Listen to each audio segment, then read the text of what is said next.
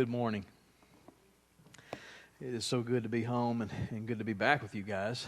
We were gone a couple of weeks, and I want to say thank you to Steve and Adam, Pastor Steve and Pastor Adam, for sharing with you guys the last couple of weeks as we journeyed to Honduras. I had intended, this is how God works, just so you know. Sometimes it's the little things that we realize.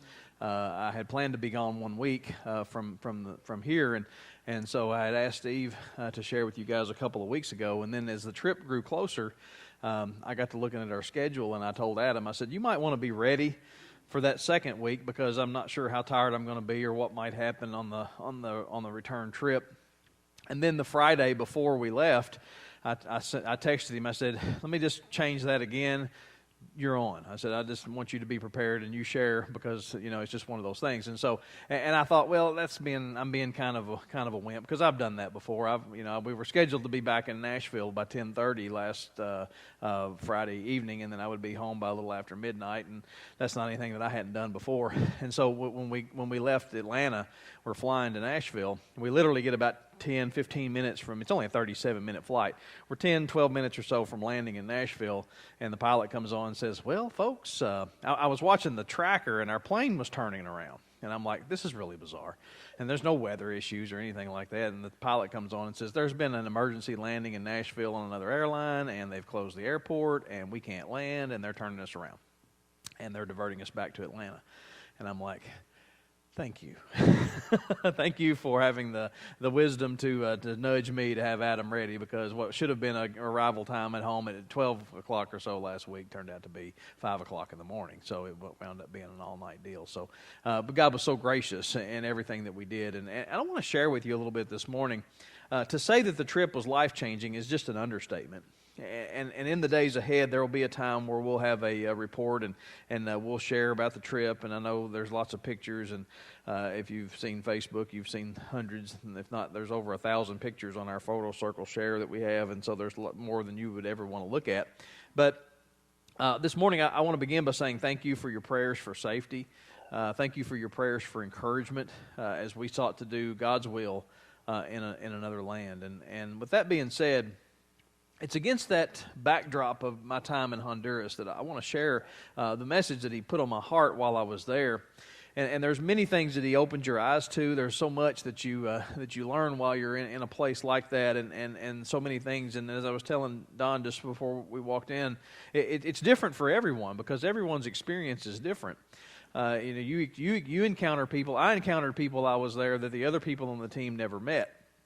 And so you see different people and you encounter different people in different ways, and he brings people into your lives, and so there's just no way not to be changed as a result of that. And so when we look at this, there's a passage of Scripture that he revealed to me while we were there, and I want to share just a part of that this morning, and then we're going to get into that a little more. It's from Matthew chapter 9 and verse 37, and Jesus says to his disciples, "The harvest is plentiful, but the workers are few." And this is a familiar passage that I'm sure many of you are familiar with. But this was something that he put on my heart while I was there, and I'll explain where and how that happened. But when I got back home, harvest season was rolling before we left, and the drought kind of accelerated the drying of crops and everything. And so now we're full steam ahead, and a lot of guys are wrapping up and getting down to the end, and so it's starting to wind down for some farmers. But corn and soybean harvest is what we do here, and it's very different now than it used to be. The harvest that we participate in today used to involve every available person in the community. I mean, when it was harvest time, I remember being a kid, and we had corn, and I remember watching that progression. When I was real small, Papa still used the one-row corn picker.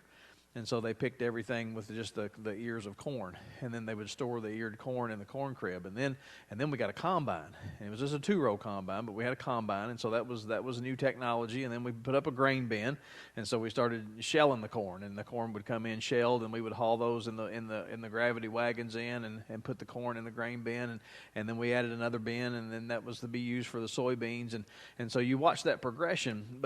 And during that time of the year, everybody in our community was involved in the same thing. when we would gather at church on Sunday, everybody was doing the same thing. Everybody was picking, everybody was shelling, everybody was working, everybody was doing those things, and it involved the entire community. And when I thought about that, it not only just the crops, but also our garden and all the things, because the harvest was so important, because harvest was the preparation for the winter that is to come. It's because it's coming, and that used to be a concern for us.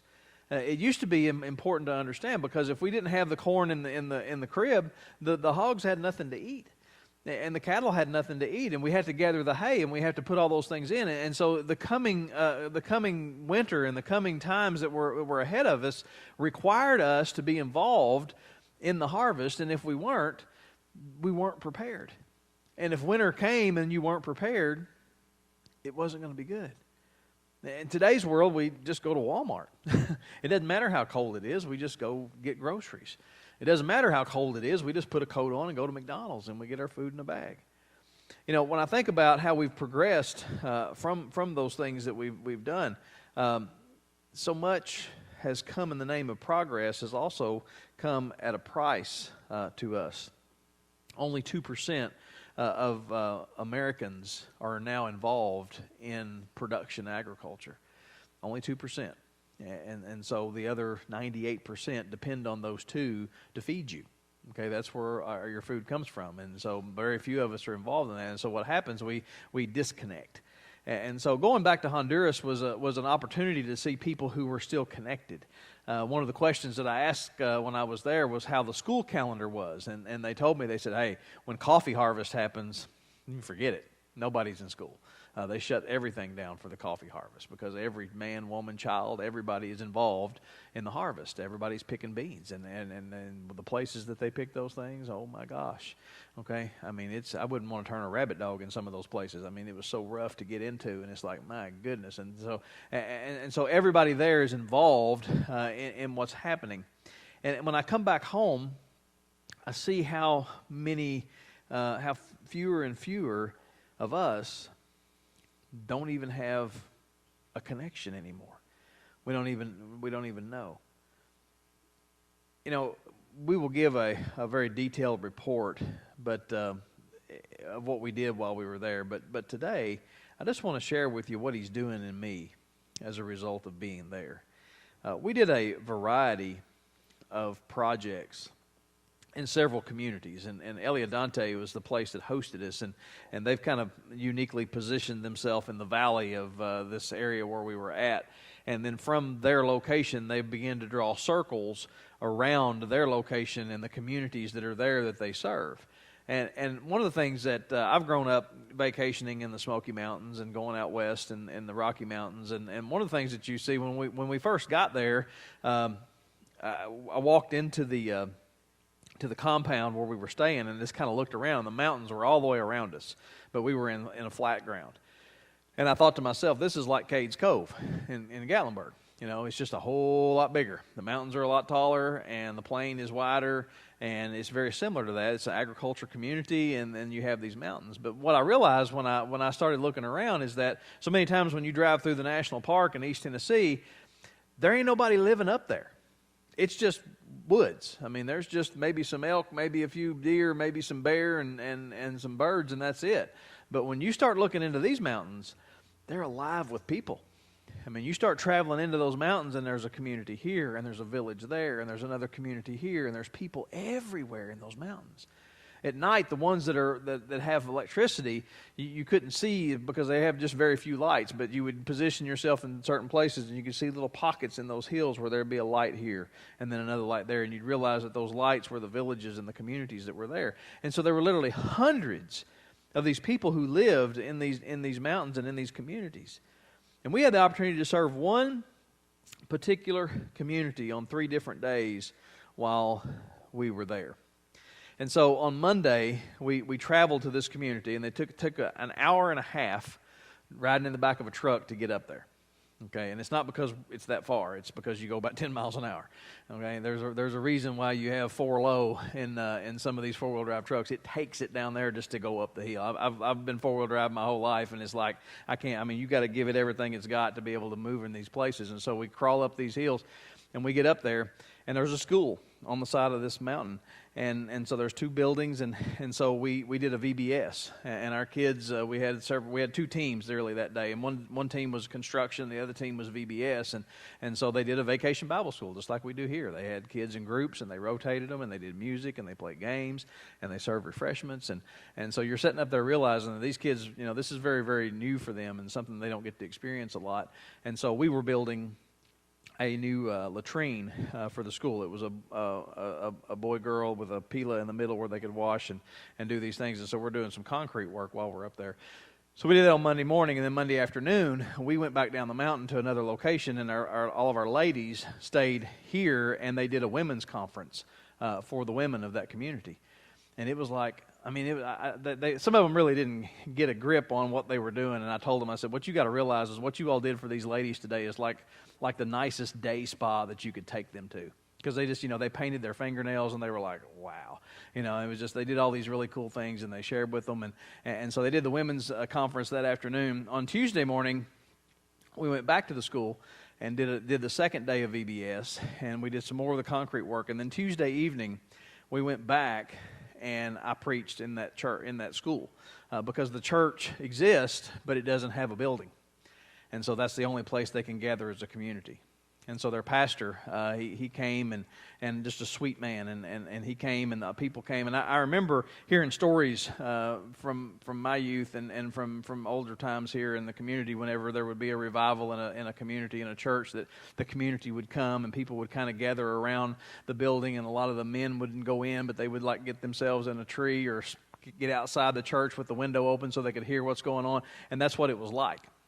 I'm in there preaching, and you're looking around, and you're looking through the windows, and you see people out where you can't even see them, and they're just all gathered around in the hills, and their willingness to want to attend.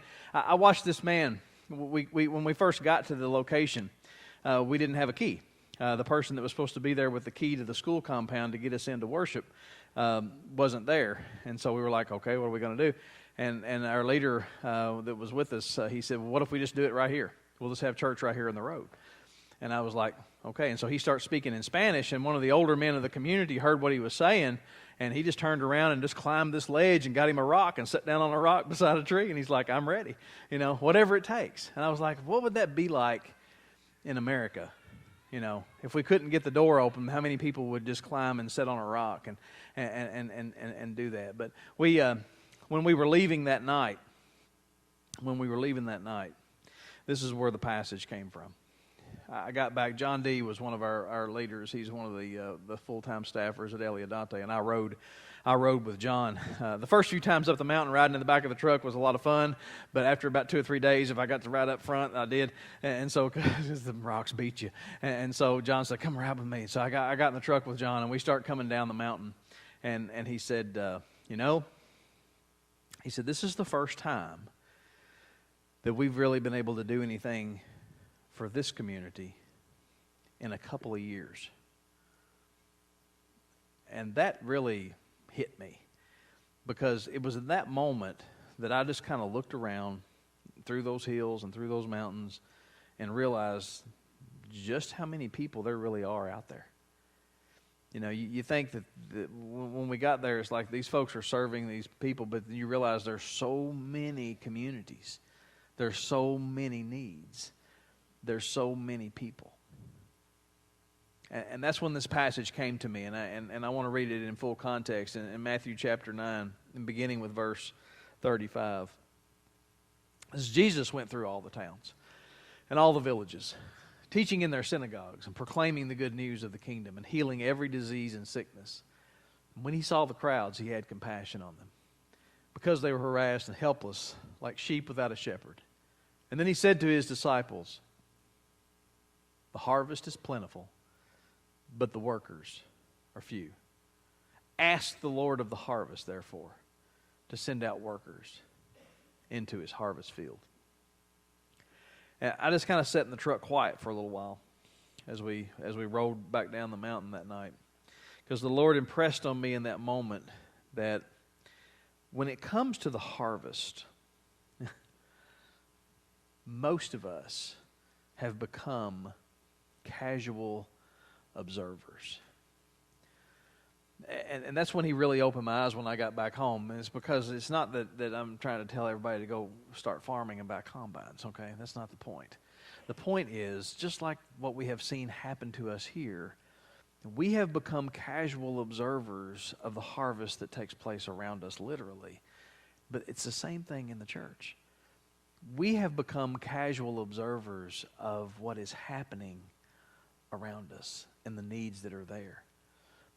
When we go on a trip like this, and when we do this, when we give ourselves that opportunity, and then we do that, it's just 1 week. It's just 7 days out of our lives.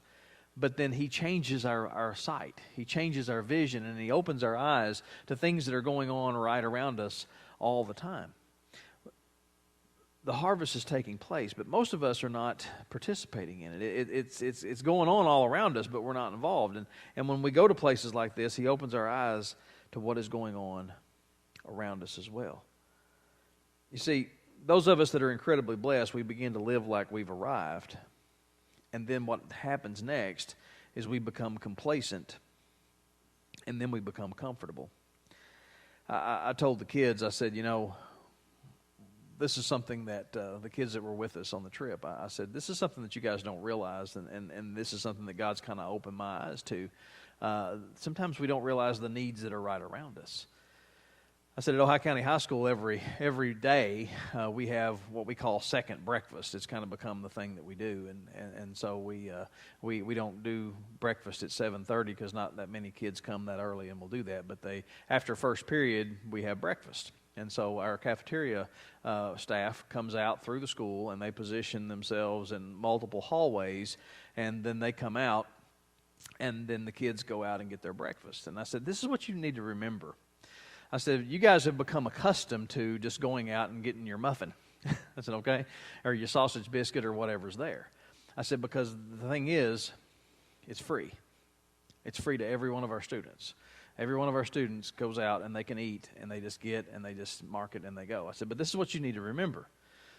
The reason why it's free is because of the percentage of the students that are right in front of us that are unable to afford breakfast. And I said, for those of us who can and don't have to, we forget what's right there in front of us. We become blind to the needs that are right there around us. We just become complacent and think, this is just the way life is. Okay? When the bell rings, I go get my free Otis Spunk or chocolate chip muffin, and life is good. Okay? But we forget why it's that way. And it's right there in front of us. And so when you travel 1,200 miles away and you see the needs of people that are there, and when you hand them a cookie or you hand them a little medicine cup, I call them, of Gatorade that's half full and it's cold, and they're like,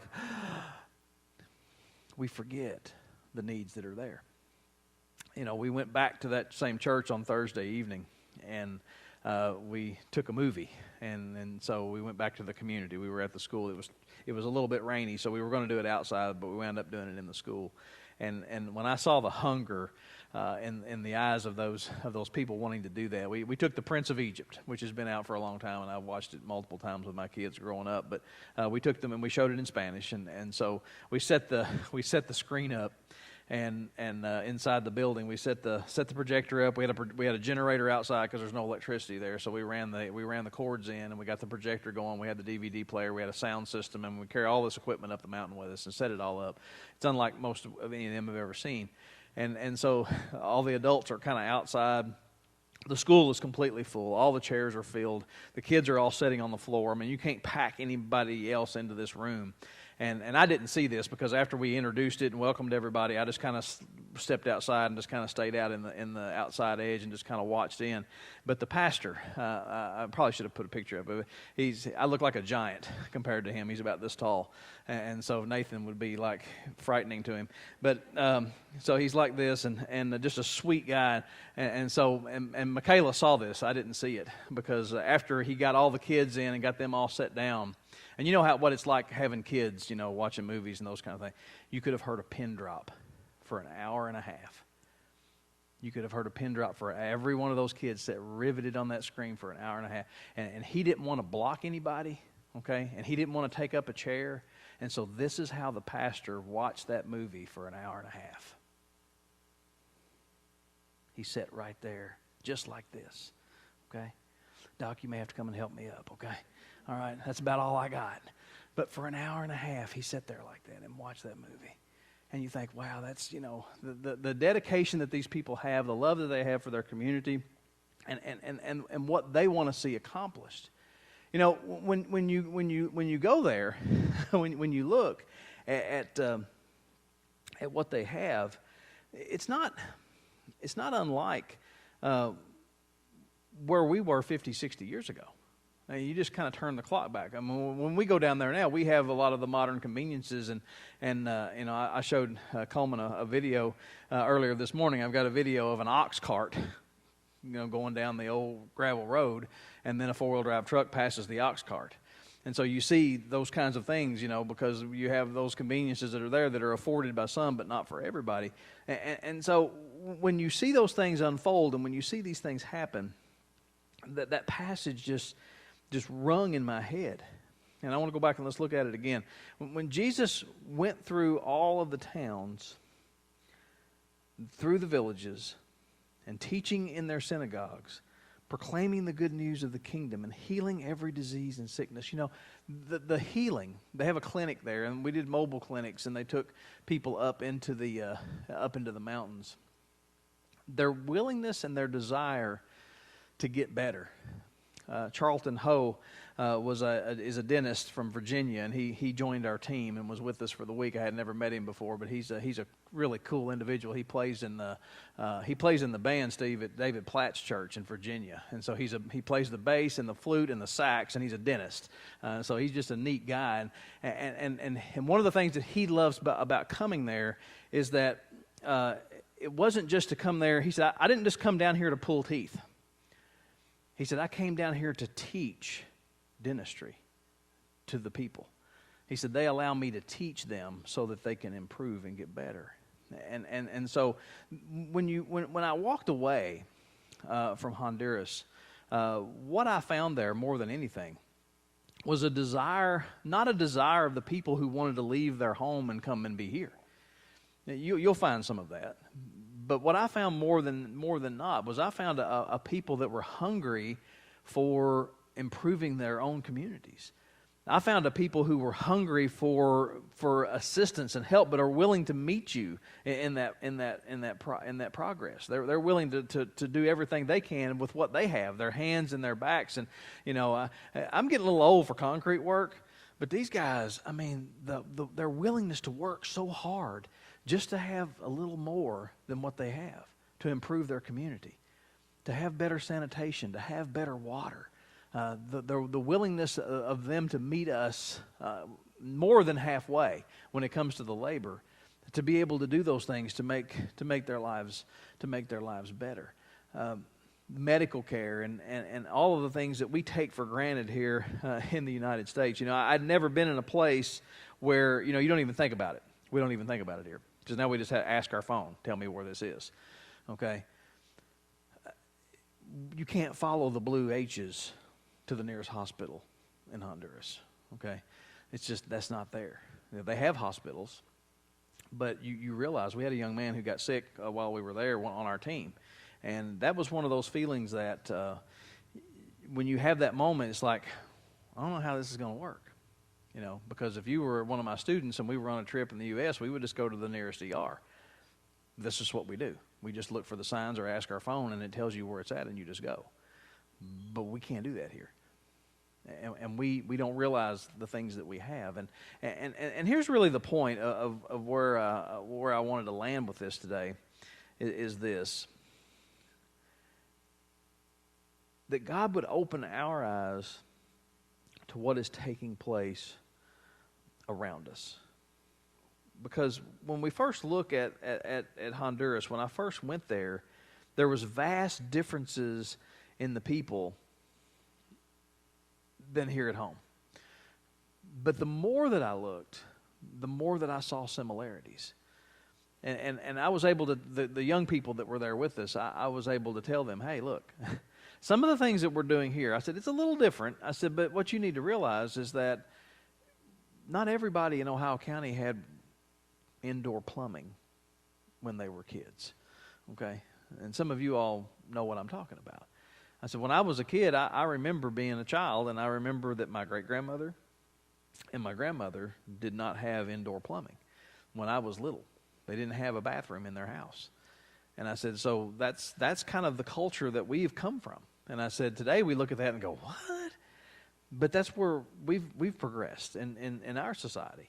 And I said, so we're just kind of turning back the clock 60 years. And I said, we are providing those things. But when we do that, when we help those communities, when we help improve their sanitation, when we help improve their water, when we help do those things, then God opens our eyes to the needs that are right here at home. And here's the thing. when we go to a place like that, we realize that our own progress here has not accomplished what we really think that it would accomplish. And I'll tell you what I mean. We have everything in the world in modern convenience, but we don't seem to have any more time. And that's what we need to really focus on, I think. And that's what I brought away from this. You know, I looked at the ladies that were standing in I call it the creek or the ditch or whatever, and I'll have pictures of it later. But it's just muddy water. I mean, you can't even. When we first got there, I was thinking, oh, it must have rained last night, and so the ditch is running, and so it's a little muddy. But tomorrow it'll clear. No, it never clears up. It's just mud. It's just muddy water. And the ladies are out there in water up to here, and they're washing their clothes on washboards. Okay, and they call them pilas, and they're washing their clothes in that muddy water. They gather that water to drink. They're out there taking a bath in that water, and you're driving by in a truck and you're thinking, man, we take for granted that we just turn the knob. Okay, we just turn the knob, and if it's not exactly warm enough, we just turn this one a little bit, and we just turn that one a little bit, to get our temperature of our water just exactly right. You know, until you've been in a place where you say, well, you need to use hand sanitizer on your hands after you've washed your hands because of the water that you're using, because you don't know that it's safe to drink. That's a different world than we live in. But where has our time gone? Because when I go to these homes, I saw the children on the ground playing marbles, and they're just having a ball, and they're so eager to teach you how to play marbles, and they want you to get down with them and play. And I think there's something here that we as Americans have lost. There's a sense of community and a sense of family and a sense of love and care. And so just about every home I would go into, I would ask them, you know, who's here and what part of your family. And, well, this is my brother, and this is my sister, and this is my mom, and this is and we were at one place, and this lady, and we left a toy for her daughter. She had one daughter. And then a little child showed up, and she said, well, this is my nephew. And so Michaela gave that child a toy. And then another child showed up, and she said, this is my niece. And so we gave that child a toy. And then another child showed up. And then when I started asking, I said, how many nieces and nephews do you have? And she said, I do not know. She said, I do not know. She had like 13 or 14 brothers and sisters, and they all lived in that one community, and they all went to school. And so when one toy showed up, and all the kids came, and I told Michaela, I said, oh no, I don't know how many's in our bag. And so, but there's such a sense of community and care, and people provide for each other. We've lost that in America. We have every major convenience. We push buttons to do our laundry. We turn knobs to get our hot water and our cold water and all those things. And so we have gained all of that time that we don't have to spend to cook. You don't have to go outside of your home and build a fire to have food, to cook. You just turn on the stove. All of these things. And you would think that if you just took that progress and placed it in their community, that all of a sudden everything would be wonderful. But I'm not so sure that it would be, if we don't keep our focus. Because here's the thing. there's so much around us that is happening that we are not noticing. These folks have a great love for family, and they trust God. They trust Him. I did spiritual care in the clinic, and folks that don't have access to the medical care that they need for bigger concerns, I found this more than not, and this is something that really struck me, because when they they treat the basic things in the clinic and the simple things, and most of the people that we saw there had high blood pressure or diabetes. That was really about every other person that came in the spiritual care room. We would ask them why they were seen in the clinic, and we had access to their medical records, and we would pray for them and pray with them, and so many of those. But we had a couple of instances where they had conditions that were more than what the clinic could do, and they had been referred to the hospital in Comyagua. But their desire was to trust in God to heal them. And that's a faith.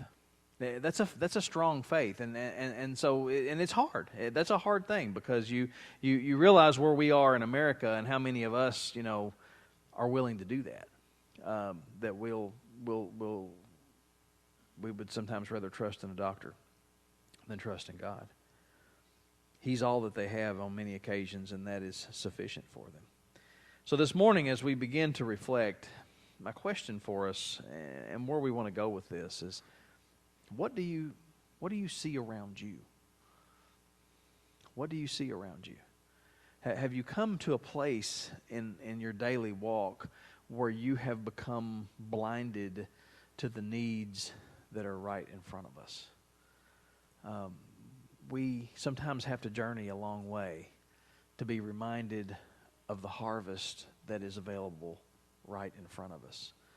That's what John said when we drove off that night. He said, it's been a couple of years since we've been in this community until you guys came. And he said, it ought to be, he just casually said it. He said, it ought to be ripe for the picking.